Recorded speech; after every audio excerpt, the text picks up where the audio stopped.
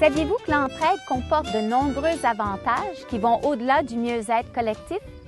Donner de son temps, assurer une présence, mettre à contribution ses talents, c'est bien sûr un plus pour les autres, mais c'est aussi un plus pour soi. Partager ses ressources afin de faire la différence dans la vie de quelqu'un peut procurer une satisfaction personnelle. C'est une excellente source de valorisation pour soi. Dans le mot entraide, on retrouve des valeurs de solidarité et d'aide mutuelle.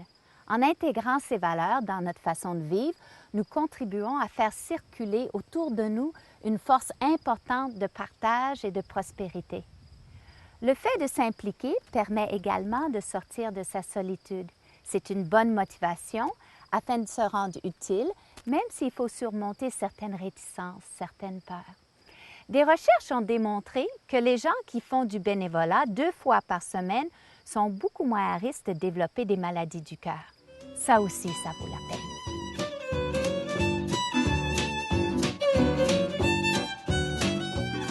J'ai toujours été active, étudiante, au travail. D'ailleurs, ça a été toute une décision à prendre que celle de prendre ma retraite, justement parce que j'avais peur de ne pas être suffisamment, de ne pas avoir suffisamment de choses à faire quand je passe la pas trop lente. Je suis active quand je fais ça. Je suis active quand je reçois des gens à l'accueil pour accueillir des gens, pour leur donner de l'information. Je suis active. Je suis active quand je fais du sport, quand je voyage. Il faut toujours se garder sur le plan physique, comme sur le plan intellectuel, comme sur le plan du cœur. Évidemment, je fais de la gym parce que pour moi, c'est important la mise en forme, puis non seulement la mise en forme, mais le maintien en forme. Je fais du bénévolat, j'ai l'impression d'aider le monde. Je trouve ça motivant, je trouve ça valorisant, je trouve ça intéressant parce que j'apprends beaucoup aussi. Moi, j'aime ça apprendre. Au secondaire, j'avais un professeur qui nous disait toujours, puis c'était marqué au tableau, « Accroche ton idéal à une étoile ». Puis à un moment donné, j'ai dit, « Bon, là, Madeleine, qu'est-ce que tu veux nous dire? Là? Approche... » C'est un peu... Mais elle disait, « Il y a toujours des choses intéressantes à faire. Il faut toujours que tu ailles plus loin.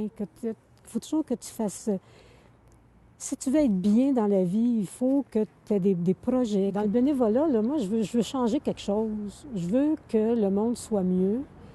Quand je travaille avec les aînés, je trouve ça intéressant, je trouve ça important parce que je veux que ces gens-là qui ont vécu toute leur vie, qui ont travaillé, je veux qu'ils vivent pas isolés, pas tout seuls, qu'ils voient qu'il y a du monde autour, qui soit bien. Non seulement c'est aidant, mais en plus, moi, j'apprends quelque chose, je m'enrichis, moi, je grandis là-dedans. La respiration est le fondement d'une bonne santé, du bien-être et d'un équilibre psychique. Nous allons pratiquer ensemble une respiration abdominale.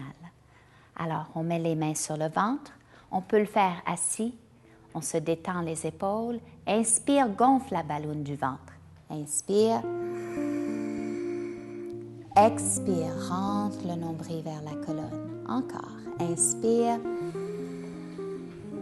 expire. Très bien. Maintenant, en largeur, les mains sur les hanches. On respire vers les mains. En largeur, expire. Et inspire. On sent un mouvement ici. Expire. Le plus difficile, et on n'est vraiment pas habitué, respirer dans le dos. Envoyer la respiration vers les mains. Inspire. C'est bon pour détendre le bas du dos. Expire. Inspire. Expire. Maintenant, on respire dans les 3 endroits en même temps. Une main sur le ventre, une main derrière. Et on va respirer dans les 3 endroits pour faire une respiration 3-dimensionnelle. Ample. Inspire dans les 3 endroits. On gonfle la balloune du ventre, expire, retombe doucement vers le centre. Inspire, expire. Voilà, une bonne respiration profonde qui calme, qui nourrit et qui équilibre corps et esprit. Pratiquez souvent votre respiration. L'entraide est une source inépuisable d'inspiration. Alors aujourd'hui, on va faire un programme de force et flexibilité des muscles de la colonne vertébrale pour améliorer notre posture et notre mobilité. On va explorer les mouvements de la colonne qui sont penchés par en avant, c'est une flexion, extension, un exercice pour le haut de la colonne et le cou. On rentre les doigts dans les trapèzes, on regarde par-dessus l'épaule, inspire et baissez le menton et on fait un demi-cercle vers un côté et on étire les muscles du cou. Et l'autre côté, on garde la colonne droite, les genoux et les pieds bien détendus. Et une autre fois. Et on revient au centre. On va mettre les deux mains derrière. Et pour renforcer les muscles du dos ici, inspire et roule les omoplates par en arrière, rentre le menton, rentre les abdos. Et expire, relâchez. Et encore une fois. C'est ça. On étire les pectoraux, on renforce le dos pour redresser la colonne. Et on relâche. Et un dernier. Roulez les omoplates vers la colonne, rentre les abdominaux, rentre le menton. Très bien. Et on relâche. On croise les deux bras. On étire la colonne et on va faire une rotation cette fois-ci. Inspire. Tournez la cage thoracique sans lever les épaules. Et on travaille les muscles dans la rotation. Inspire, on revient. Et encore. Expire. Tourne, tourne. Vas-y, Robert. Vas-y, vas-y.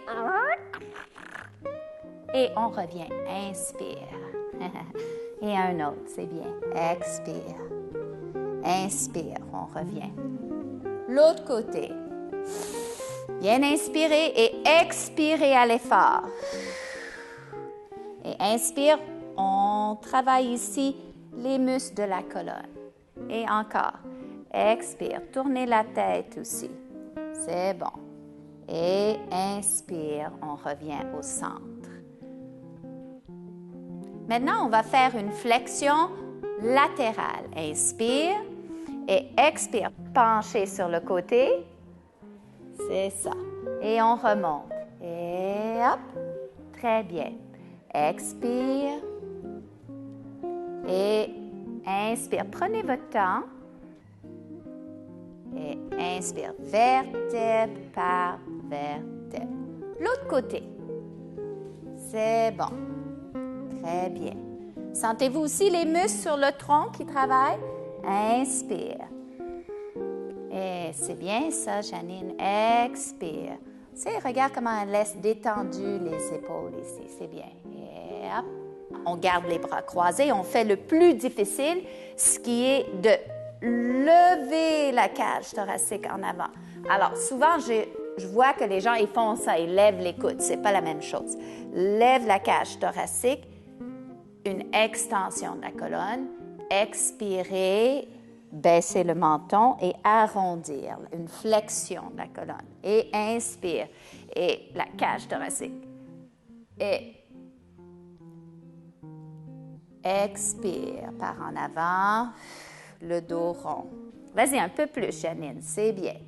Et inspire. Oui, Lucie, c'est bien, c'est bien. Maintenant, détends tes épaules un peu plus. Oui, parfait. Et par en avant. C'est bon. Et on revient au centre. Maintenant, on va mettre tous les mouvements ensemble et on va faire des petits cercles par en avant, sur le côté, derrière. Et on va travailler la mobilité de la colonne et aussi de la cage thoracique. Tout ça pour permettre la colonne de devenir plus droite et tous nos mouvements plus souples. Changez de direction. Laisse aller les épaules. Oui, good. Penchez. Vas-y, swing la baquette. Et hop. OK. C'est simple. C'est bon. Et on revient au centre. Très bien. Maintenant, on va travailler les muscles sur le côté du tronc. On va glisser une main le long des côtes et l'autre vers le plancher. Inspire et expire. On descend. Good. Inspire. On remonte la colonne.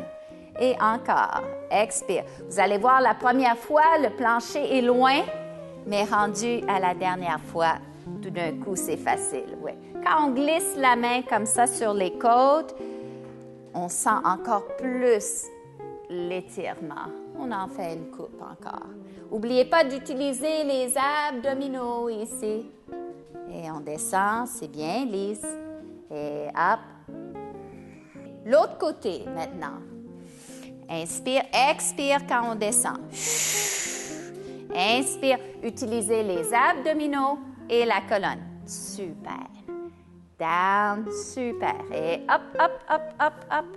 Good. Expire quand tu descends. J'espère que vous les faites à la maison, là, parce que c'est quand on les fait, les exercices, qu'on a les bienfaits. On le lit maintenant. Et 1, inspire et expire. L'autre côté. Et inspire et expire l'autre côté. Et inspire. On travaille vraiment le mouvement le long de la colonne. Et on a fini celui-là. On met la main gauche sur la jambe droite. Et on met l'autre main sur le côté. Cette main-là, comme ça. C'est bien.